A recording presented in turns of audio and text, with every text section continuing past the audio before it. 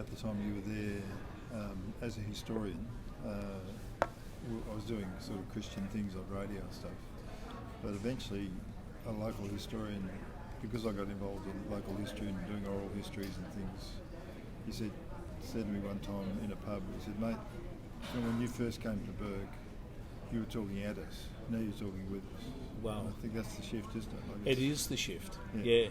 You know, we're so good, and churches, I think, have often contributed to that. We've been brought up on a model of community development, particularly in the last 40 years. So I think it's quite, it's that period of time where we think community development is about doing things to people and for people.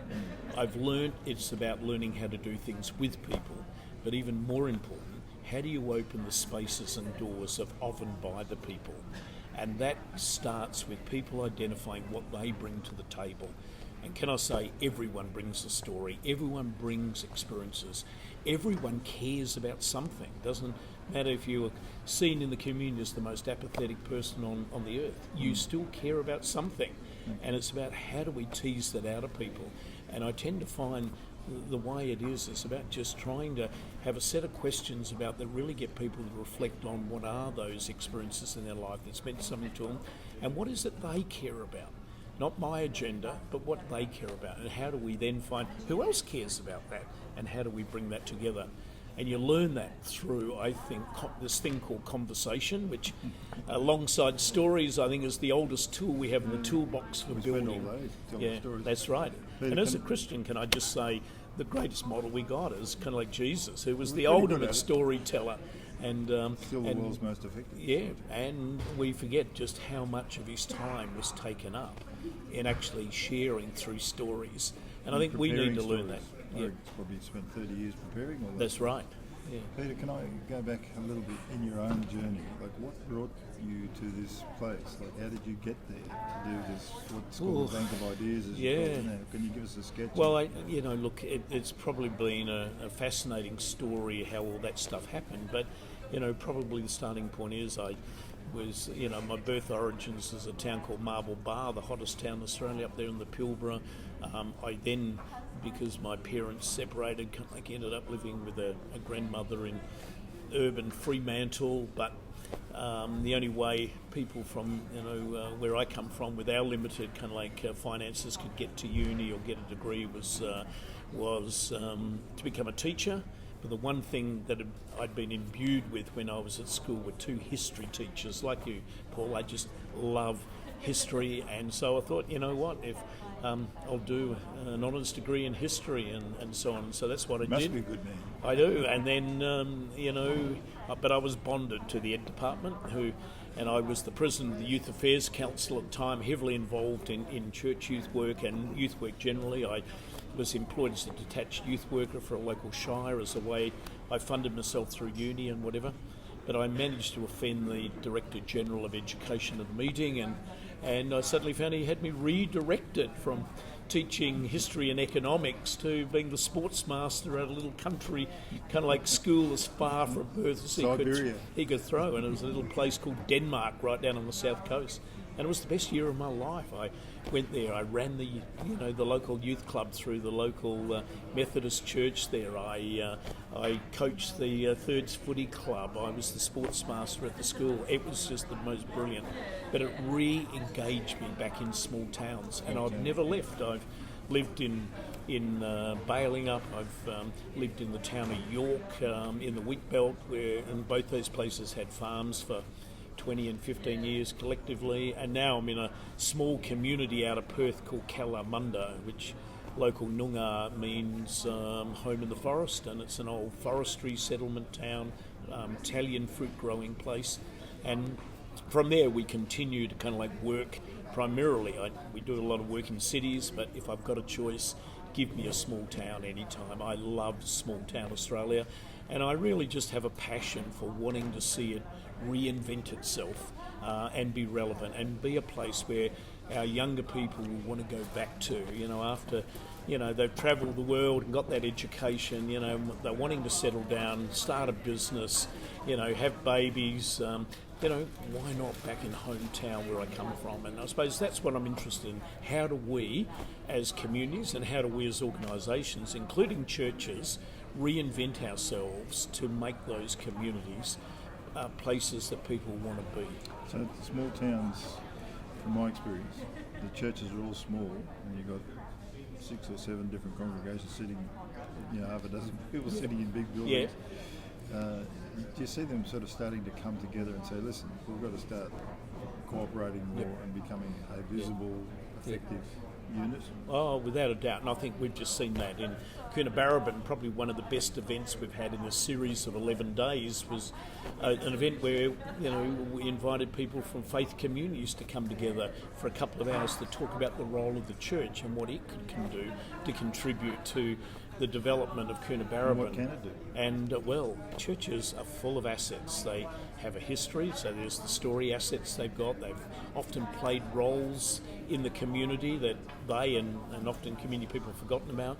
They have buildings, they often have great location where those buildings are. They have equipment, and they have, people in the church. Every one of them has experiences, backgrounds, skills and connections that can all be mobilised. So getting them, the first, do an asset map of their church.